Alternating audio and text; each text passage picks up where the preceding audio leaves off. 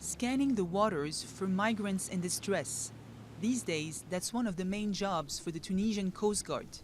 A lack of resources, coupled with more people trying to cross the Mediterranean as the weather clears up, means they're struggling to keep pace. They even have to rely on fishermen to help with rescue missions.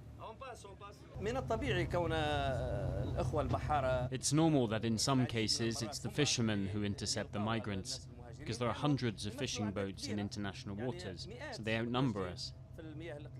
But that doesn't stop us from being there with all the other security forces, and we intervene whenever necessary.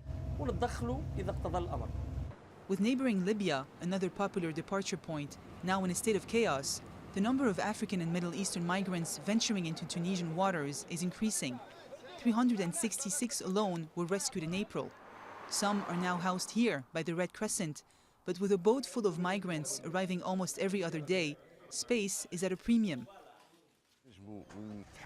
We have a limited capacity, so we cannot take on too many people. Our number of volunteers is limited, our means are limited, and from what I've seen, the means of the state are limited too.